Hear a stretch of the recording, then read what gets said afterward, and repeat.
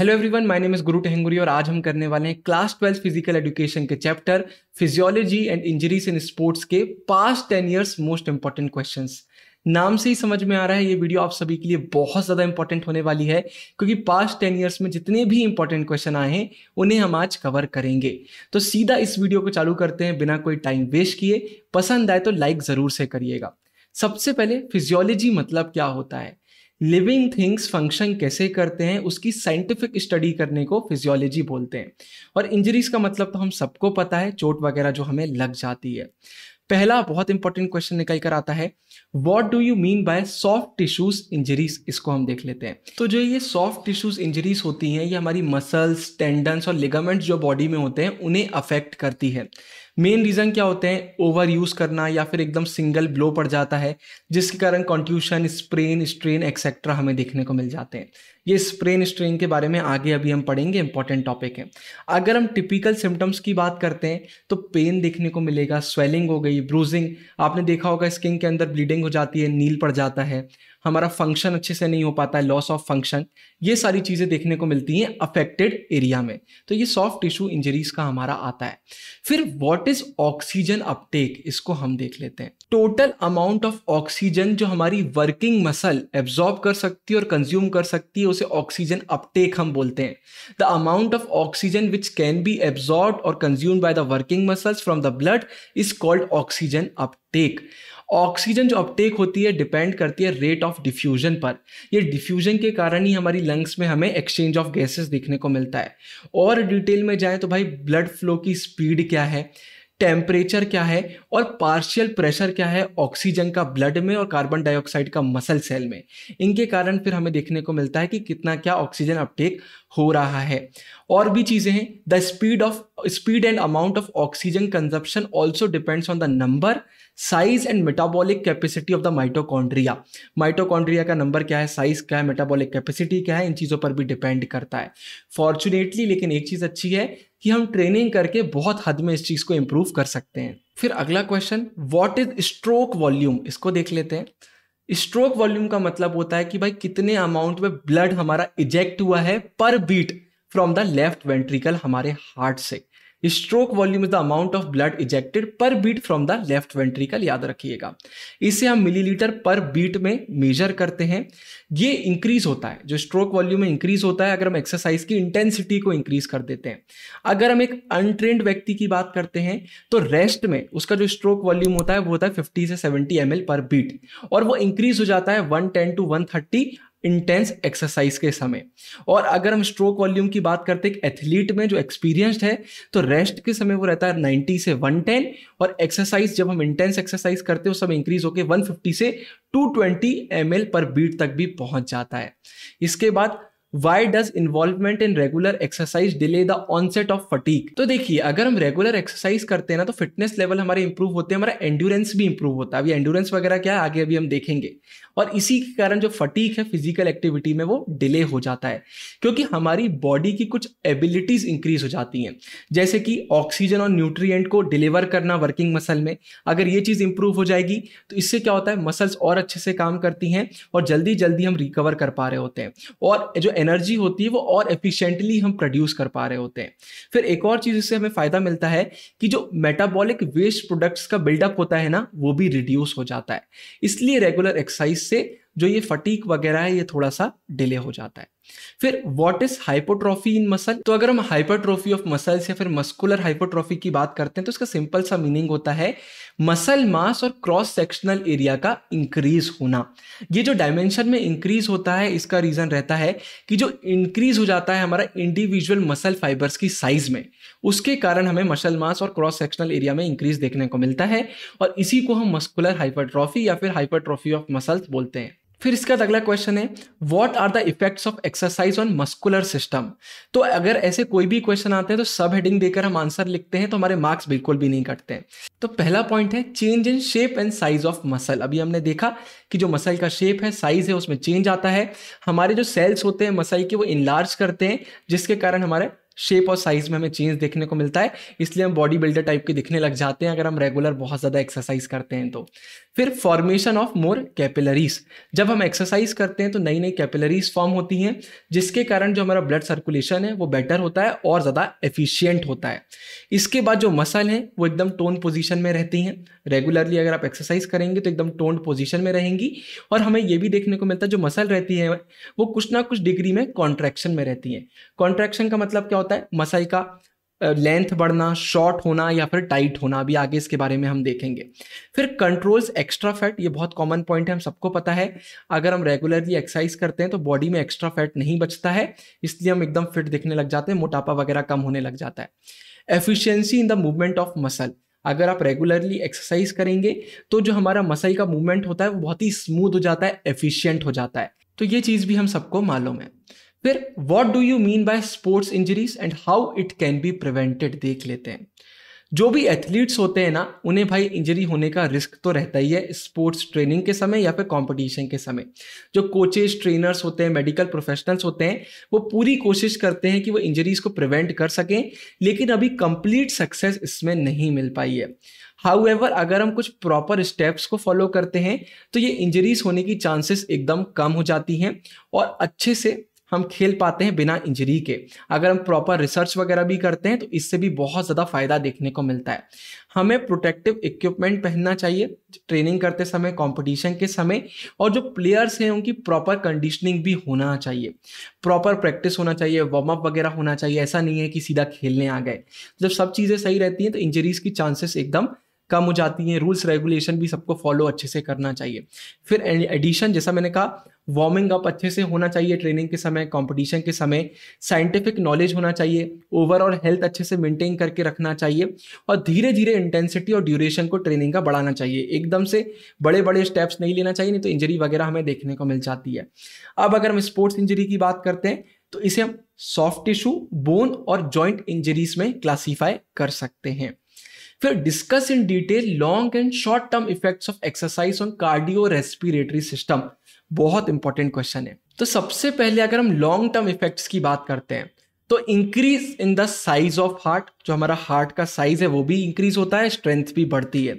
दूसरा है increase in cardiac output. इसका मतलब क्या होता है कि भाई हमारा हार्ट गिवन टाइम में कितनी क्वांटिटी में ब्लड को पंप कर पा रहा है, इसे हम मेजर करते हैं लीटर्स पर मिनट में, याद रखिएगा। तो रेगुलर एक्सरसाइज से कार्डियक आउटपुट भी हमारा इंक्रीज होता है। जो अनट्रेन्ड इंडिविजुअल्स होते हैं उसमें 14 to 20 लीटर पर मिनट होता है, या फिर 25 to 35 मिनट होता है अगर हम ट्रेंड इंडिविजुअल्स की बात करते हैं।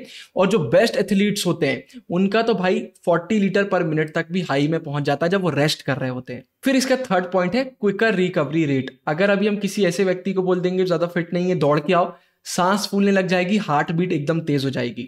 लेकिन अगर आप रेगुलरली एक्सरसाइज करते हैं तो हार्ट बीट भी जल्दी से नॉर्मल हो जाती है, और ये जो सांस फूलने लग जाती है वो भी ठीक हो जाती है।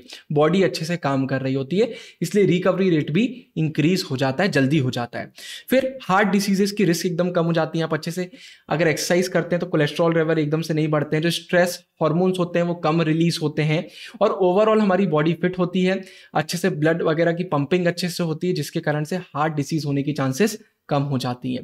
फिर decrease in rate of respiration, जैसे मैंने कहा अगर आप अच्छे से एक्सरसाइज करेंगे रेगुलरली तो हमें नॉर्मल होने में ज़्यादा टाइम नहीं लगता है। जो हमारी ये ब्रीदिंग होती है ये एकदम धीरी हो जाती है, नॉर्मल हो जाती है। ऐसा नहीं है कि थोड़ी बहुत एक्सरसाइज करने का तो आप एकदम आपकी सांस फूलने लग जाए, ये दिक्कतें हमें नहीं होती हैं। फिर इसके बाद अगर हम इमीडिएट इफेक्ट्स की बात करते हैं कि उसी समय में क्या देखने को मिलता है, तो हार्ट रेट में इंक्रीज होगा।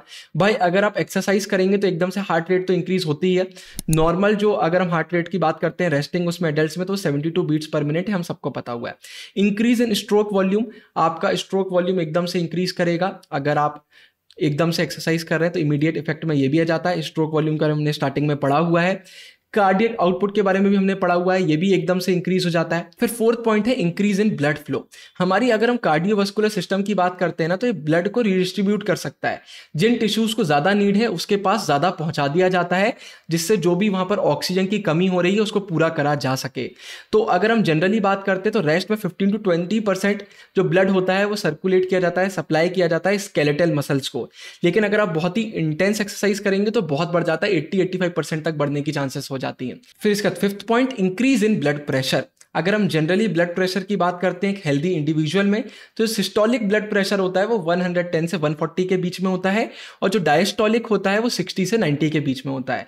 लेकिन जब एक्सरसाइज करते हैं तो जो सिस्टोलिक ब्लड प्रेशर होता है वो 200 तक इंक्रीज हो सकता है। फिर what do you understand by fracture, how can fractures be classified, explain. Fracture वाला क्वेश्चन सीधे सीधे उठकर आया है तो ये हमसे बनना चाहिए, बहुत ही सिंपल है। तो अगर हम फ्रैक्चर की बात करते हैं तो बोन की कंटिन्यूटी में जब भी डिसरप्शन आता है उसे हम फ्रैक्चर बोलते हैं। इसका भाई रीजन होता है कि जो बोन होता है उसका सेपरेशन हो जाता है मल्टीपल पार्ट्स में। मेन इसका रीजन होता है एक्सटर्नल फोर्सेस, कि भाई एकदम से एक्सीडेंट हो गया, झटका लग गया, कुछ भी हो जाए जिसके कारण हमारी बोन उसको सह नहीं पाती है और क्रैक्स वगैरह हमें देखने को मिल जाते हैं। कॉमन फ्रैक्चर्स की बात करते हैं तो knee, wrist, collar bone, ankle fractures हमारे आ जाते हैं। इसके कारण बहुत ज़्यादा पेन देखने को मिलता है, लॉस ऑफ फंक्शन देखने को मिलता है, सॉफ्ट टिश्यू में डैमेज भी देखने को मिल जाता है। अगर हम फ्रैक्चर के टाइप्स की बात करते हैं तो बहुत सारे टाइप्स उनको हम देख लेते हैं, बहुत ही आसान है। ग्रीन स्टिक की बात करते हैं तो PYQ में आ चुका है प्रीवियस ईयर क्वेश्चन में, तो ये ज़्यादा इंपॉर्टेंट है। लेकिन फ्रैक्चर पर क्वेश्चन लिखने को आता है तो भाई आपको सारे मेंशन करना पड़ेंगे। तो ग्रीन स्टिक की बात करते हैं, राइट साइड में फोटोज डाल दिए हैं, इनसे समझने में आपको बहुत आसान होगी। भाई ये फ्रैक्चर यंग सॉफ्ट बोन में देखने को मिलता है जहां पर बोन बेंड करती है और ब्रेक कर जाती है। ये एक इनकम्प्लीट टाइप का फ्रैक्चर होता है जहां पर बोन पूरी तरीके से नहीं टूटती, आउटर जो शेल होता है वो इंटैक्ट रहता है, ऐसा नहीं है कि टूट के पूरा अलग हो गया। ये टाइप का जो फ्रैक्चर है यूजुअली हमें यंग बॉयज में देखने को मिलता है क्योंकि उनकी बोन सॉफ्ट होती है और प्रॉपरली डेवलप्ड नहीं होती है। ये देखिए फोटो डाली हुई है यहाँ पर मैंने, तो इससे आपको क्लियर ये समझ में आ जाएगा। देखिए यहाँ पर क्रैक देखने को मिल रहा है।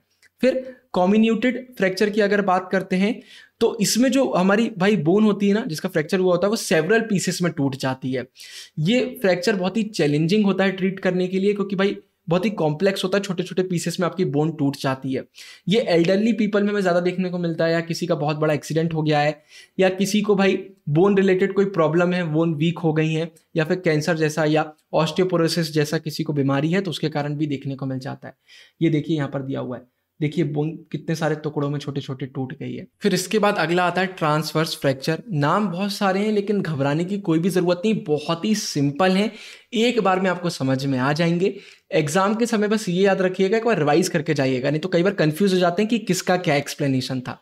ट्रांसवर्स की बात करते हैं तो it is a type of fracture in which the fracture occurs across the bone at the right angle to the longitudinal axis of the bone. देखिए ये आपको फोटो से एकदम अच्छे से समझ में आएगा, आपको दिख रहा होगा कि राइट एंगल का हमारा फ्रैक्चर हो जाता है। तो इसके रीजन क्या होते हैं? Trauma, sudden twisting of bone, या मसल स्पाज्म। स्पाज्म मतलब क्या होता है कि मसल का एकदम से सडन मूवमेंट हो गया जो हमारे कंट्रोल में नहीं था, या बोन डिसीजेस के कारण ये हमें देखने को मिल जाता है। फिर ऑब्लिक फ्रैक्चर का मतलब क्या होता है? ये डायगोनल वे में होता है, देखिए फोटो से आपको समझ में आएगा, ये ऑब्लिक का दिया हुआ डायगोनल वे में हमें देखने को मिल जाता है। इसमें right angle parallel to the axis of the bone में फ्रैक्चर नहीं होता है, डायगोनल वे में हो जाता है। इसका भी reason trauma, sudden twist of muscle, या हमारा बोन डिसीज हो सकता है। फिर है इंपैक्टेड फ्रैक्चर। यहाँ पर फोटो मुझे जो गूगल पर मिली मैंने बहुत डाल दी हैं, तो सारी आपके सिलेबस में नहीं है, जो मैं बता रहा हूँ सिर्फ वही आपके सिलेबस में। इंपैक्टेड फ्रैक्चर में क्या होता है भाई? This is a fracture in which the ends of the cracked bones are driven into each other. वो जैम कर जाती हैं एक दूसरे में, घुस जाती है, मतलब एक प्रकार से आप बोल सकते हैं। इसका रीजन क्या होता है? एकदम से फोर्स लग जाना, एकदम से क्रैक हो गया, ब्रेक आ गया, है ना। और जो स्ट्रक्चर है बोन का, उसकी कंटिन्यूटी में एक लॉस हमें देखने को मिल जाता है। In which at least one bone has been driven into the another, एकदम ऐसे घुस जाते हैं बहुत ज्यादा फोर्स लगने के कारण, तो इसको हम इंपैक्टेड फ्रैक्चर बोलते हैं। नाम से पता चल रहा है कि इंपैक्ट पड़ना। इसके बाद मैं आपको बहुत इंपॉर्टेंट चीज बताना चाहूंगा। क्लास 12 ह्यूमैनिटीज के बच्चों के लिए हमारा एक बहुत ही शानदार आंसर राइटिंग का कोर्स आया हुआ है, जो कि ह्यूमैनिटीज के हर एक बच्चे के लिए बहुत इंपॉर्टेंट है। सिर्फ 1.5 घंटे का प्री रिकॉर्डेड कोर्स है और तुरंत इंप्लीमेंट आप कर सकते हैं। तो आपके एग्जाम भी चल रहे हैं तो बिल्कुल आप ले सकते हैं, जितने भी आपके एग्जाम बचे हुए हैं उसमें ये कोर्स आपकी बहुत मदद करेगा।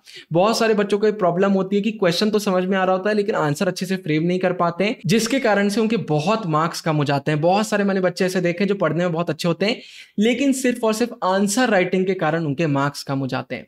तो अगर आप ह्यूमैनिटीज के बच्चे हैं तो डिस्क्रिप्शन में लिंक आपको मिल जाएगा, बिल्कुल आपको परचेज करना चाहिए। अभी सिर्फ और सिर्फ 149 रुपीज में मिल रहा है, फ्यूचर में प्राइस इंक्रीज हो सकती है। और अभी अगर आप हमारा कूपन कोड TWINBROS10 यूज करते हैं तो एडिशनल 10% डिस्काउंट भी आपको देखने को मिल जाएगा, मतलब अराउंड 134 रुपीज में अभी आपको ये कोर्स देखने को मिल जाएगा। तो बहुत ही कम प्राइस है और वैल्यू बिल्कुल 10x है, तो बिल्कुल आपको लेना चाहिए। अभी तक जितने बच्चों ने भी लिया है पॉजिटिव फीडबैक ही दिया है। अब वीडियो में हम आगे बढ़ते हैं। Right in detail about the dislocation and fractures among the bones and joint injuries. इसको हम देख लेते हैं। तो डिसलोकेशन ऑफ जॉइंट्स एक कॉमन इंजरी है। ये हमें भाई फुटबॉल, हॉकी और बहुत सारे स्पोर्ट्स में देखने को मिल जाता है। जहां पर ज्यादा कांटेक्ट वगैरह हमें देखने को मिलता है ना, वहां पर ये ज्यादा हमें डिसलोकेशन देखने को मिल जाता है। जैसे यहाँ पर दिया हुआ है, बास्केटबॉल एंड फुटबॉल प्लेयर्स में experience finger and hand joint dislocation due to striking the ball, ground और अदर प्लेयर। भाई कभी भी धचका वगैरह लगता है तो हमें डिसलोकेशन देखने को मिल जाता है। वॉलीबॉल, जिम्नास्टिक, रेसलिंग, स्कीइंग वगैरह के एग्जाम्पल भी यहाँ पर दिए हुए हैं। तो dislocation can result from hard blow, जैसा मैंने कहा, फोर्सफुल थ्रोइंग, लिफ्टिंग, हिटिंग, या फिर occurs when the surfaces of the bone separate, जब आपके बोन के जो सरफेस हैं वो सेपरेट हो जाते हैं तो ये हमें देखने को मिलता है। अब अगर हम डिसलोकेशन के टाइप्स की बात करते हैं तो डिसलोकेशन ऑफ लोअर जॉ, भाई अगर आप एकदम से गिर गए, यहाँ पर आपकी लग गई, या किसी रीजन से आपका माउथ बहुत ज्यादा ओपन हो गया तो यहाँ का डिसलोकेशन देखने को मिलता है। शोल्डर जॉइंट, अगर एकदम से रोटेशन हो गया या बहुत जोर से लग गई, बहुत जोर से गिर गया, सब कॉमन रीजन हमको मालूम है तो भाई यहाँ का हो जाता है। हिप जॉइंट की बात करते हैं तो अगर एकदम मैक्सिमम फोर्स कई बार एकदम तेजी से अप्लाई कर दिया जाता है, या फिर वहां पर आप एकदम से गिर जाते हैं, कुछ हो जाता है तो उसके कारण से होता है। रिस्ट का भी यही, एकदम से आपको लग गया, बहुत जोर से बॉल आके किसी को लग गया, आप जमीन में गिर गए, बहुत सारे रीजन है। स्पोर्ट्स में बहुत ज्यादा ये हमें देखने को मिलता है, बहुत ही कॉमन ये डिसलोकेशन के टाइप्स हैं। प्रिवेंशन के लिए हम क्या कर सकते हैं? वार्म अप करिए, वार्म अप करना बहुत जरूरी होता है। क्लास 11th में इसके बारे में हमने पढ़ा हुआ है। प्रॉपर कंडीशनिंग होना चाहिए, पहले भी मैंने आपको इसको एक्सप्लेन करा हुआ है। स्ट्रेचिंग वगैरह में वार्म अप में इंक्लूड करना चाहिए, स्ट्रेचिंग वगैरह हम करते हैं तो चांसेस कम हो जाती हैं। प्लेयर्स को ऑल टाइम केयरफुल और अलर्ट रहना चाहिए जिससे हम इसको प्रिवेंट कर सकें, और प्रोटेक्टिव इक्विपमेंट का भी हमें अच्छे से यूज करना चाहिए। अब यहां पर मैंने क्वेश्चन में तो लिखा हुआ है कि आप बोन्स के फ्रैक्चर के बारे में समझाइए, लेकिन आंसर में नहीं डाला है क्योंकि बोन्स के बारे में जस्ट अभी पहले मैंने आपको पढ़ाया हुआ है, तो वही आप लिख रहे होंगे बोन्स के बारे में, तो उसमें कुछ भी ऐसा समझाने का नहीं है। फिर इसका अगला क्वेश्चन है, what kind of sports injury can be termed as abrasion. तो भाई जो फ्रिक्शन के कारण छिल वगैरह जाता है ना, उसको हम अब्रेशन बोलते हैं। फ्रिक्शन के कारण होता है किसी इक्विपमेंट के ऊपर आप गिर गए, छिल गया, या आपकी बोन जहां पर एकदम बाहर निकली हुई आप गिर गए, वो छिल गया फ्रिक्शन के कारण, और इसके कारण से हमारी स्किन वगैरह छिल जाती, खून वगैरह आने लग जाता है, इसको हम अब्रेशन बोलते हैं। बहुत ही सिंपल ये है। इसके बाद explain any 3 types of soft tissues injuries. तो भाई अब्रेशन तो मैंने आपको बता दिया है, 2 और मैं ऐड कर देता हूं क्योंकि स्प्रेन और स्ट्रेन इंपॉर्टेंट आ जाते हैं, तो 3 लिखने को आएंगे तो कोई भी 3 आप लिख सकते हैं। तो अगर हम स्प्रेन और स्ट्रेन की बात करते हैं तो बहुत कॉमन टाइप्स की इंजरीज हैं जो स्पोर्ट्स और फिजिकल एक्टिविटीज में हमें देखने को मिल जाती हैं।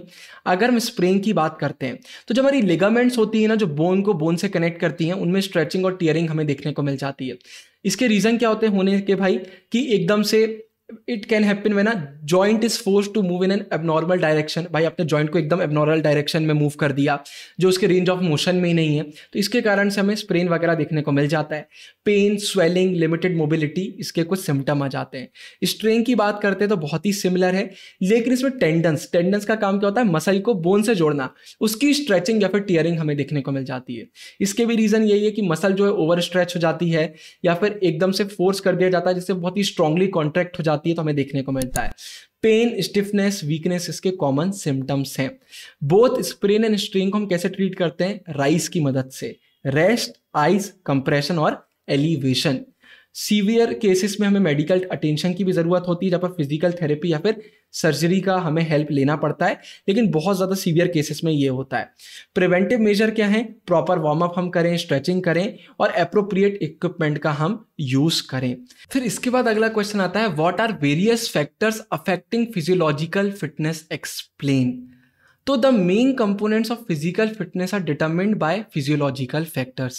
The main components of physical fitness are strength, speed, endurance, flexibility and agility. तो एक एक करके इनको हम देख लेते हैं। तो सबसे पहले मस्कुलर स्ट्रेंथ, इसका मतलब होता है मसल या फिर मसल ग्रुप किसी भी रेजिस्टेंस के खिलाफ मैक्सिमम कितना ज्यादा फोर्स एक्सर्ट कर सकता है, इसको हम मस्कुलर स्ट्रेंथ बोलते हैं। फिजियोलॉजिकली अगर हम मसल की बात करते हैं तो मसल की स्ट्रेंथ तभी इंक्रीज होगी जब उसमें हम वर्कलोड को इंक्रीज करेंगे। जितना ऑर्डिनरी वर्कलोड है अगर उतना ही आप देते रहेंगे तो स्ट्रेंथ इंक्रीज नहीं होगी, हमें एक्स्ट्रा देना पड़ेगा, इंक्रीज करना पड़ेगा। स्पीड का मतलब क्या होता है कि सेम पैटर्न के जो सक्सेसिव मूवमेंट होते हैं, हम दौड़ते हैं तो सेम पैटर्न एक फॉलो करते हैं, उसको कितनी जल्दी हम कर सकते हैं, कितनी रैपिडली हम कर सकते हैं, उसको स्पीड बोलते हैं। जिस किसी की भी भाई स्पीड ज्यादा होगी उसका रिएक्शन टाइम भी सुपीरियर होगा, उनका रिएक्शन टाइम भी इंप्रूव हो जाता है। फ्लेक्सिबिलिटी का मतलब क्या होता है? ये मसल्स, लिगामेंट, टेंडन्स की क्वालिटी होती है जिसके कारण हमारी जो बॉडी के जॉइंट्स होते हैं वो इजीली मूव कर सकते हैं। एक जो रेंज ऑफ मूवमेंट होता है ना, उसको बहुत अच्छे से कंप्लीटली वो स्मूथ वे में कर सकते हैं। इसको हम फ्लेक्सिबिलिटी बोलते हैं। एंड्योरेंस मतलब क्या होता है? मसल या फिर मसल ग्रुप की एबिलिटी कि वो रिपीटेड कॉन्ट्रैक्शन कर सकें, किसी भी रेजिस्टेंस के खिलाफ बिना थके और लंबे समय तक उसको कर सकें, और उनकी रिकवरी भी जल्दी हो जाती है जिनका एंड्योरेंस अच्छा रहता है, और वो डिस्कम्फर्ट भी कम फील करते हैं। मैंने आपको मसल कॉन्ट्रैक्शन के बारे में पहले भी बताया था, फिर से बता देता हूँ। मसल कॉन्ट्रैक्शन का मतलब होता है टाइटनिंग, शॉर्टनिंग या फिर lengthening of muscle when you do some activity. तो अगर आप दौड़ रहे हैं, बहुत समय तक दौड़ रहे हैं, आप थक नहीं रहे हैं, आपको बहुत ज़्यादा डिस्कम्फर्ट नहीं हो रहा है, उसके बाद आप रिकवर भी जल्दी कर रहे हैं, इसका मतलब है कि आप में एंड्योरेंस अच्छा है। एजिलिटी का मतलब क्या होता है भाई? जिम्नास्ट वगैरह में आपने देखा होगा कि बॉडी की पोजीशन को जल्दी से चेंज करना, डायरेक्शन को जल्दी से चेंज करना, और फिर बैलेंस भी वापस अपने हाथ में ले आना। ऐसा नहीं डगमगा गए और फिर तुरंत दूसरा मूवमेंट कोई कर लेना, इसको हम एजिलिटी बोलते हैं। तो ये बहुत इंपॉर्टेंट क्वेश्चन है। तो देखिए भाई, हमारी वीडियो तो यहीं पर खत्म होती है, लेकिन मैं पिछले 2 साल से फंसना पक्का सीरीज बना रहा हूँ ह्यूमैनिटीज के बच्चों के लिए। तो जाने क्यों यार, ये वाला क्वेश्चन भी मुझे इंपॉर्टेंट लगा। ये प्रीवियस ईयर क्वेश्चन में इतना देखने को नहीं मिला, बट मुझे अंदर से लगा कि इंपॉर्टेंट है, तो मैंने आपके लिए डाल दिया। कई बार क्वेश्चन आ जाता है कि बताइए, discuss physiological factors determining strength. Strength का जाएगा, फ्लेक्सिबिलिटी का जाएगा, एंड्योरेंस का जाएगा, कुछ भी आ सकता है, तो ये आपसे बनना चाहिए। तो इसको मैं एक्सप्लेन 2 रीजन से नहीं कर रहा हूं। पहला, इंपॉर्टेंट नहीं है, वीडियो में हम सिर्फ इंपॉर्टेंट क्वेश्चन डिस्कस कर रहे हैं। दूसरा, इसमें एक्सप्लेन करने का कुछ नहीं है, बहुत ही सिंपल आंसर है। अब ये आंसर आपको कहाँ मिलेंगे? मैं आपको डिस्क्रिप्शन में पीडीएफ डाल दूंगा, इनके मैंने आंसर भी आपको दे दिए। तो अगर आपके पास एक्स्ट्रा टाइम है तो इसको भी बिल्कुल से आप पढ़ सकते हैं। सारे आंसर आपको डिस्क्रिप्शन में मिल जाएंगे, बहुत अच्छे आंसर मैंने आपको दे दिए। इस वीडियो में इतना ही, पसंद आई तो लाइक करिएगा, और आंसर राइटिंग कोर्स ह्यूमैनिटीज के बच्चों को तो लेना ही चाहिए। बहुत इंपॉर्टेंट कोर्स है ये, डिस्क्रिप्शन में आपको लिंक मिल जाएगा। ऊपर एंड स्क्रीन में पूरी प्लेलिस्ट डाल रहा हूं मैं फिजिकल एजुकेशन की, पूरी फॉलो करिए। आप सभी को आपके एग्जाम के लिए ऑल द बेस्ट, और डिस्क्रिप्शन में पीपीटी मिल जाएगी, इन क्वेश्चन के आंसर भी मैंने आपके लिए डाल दिए।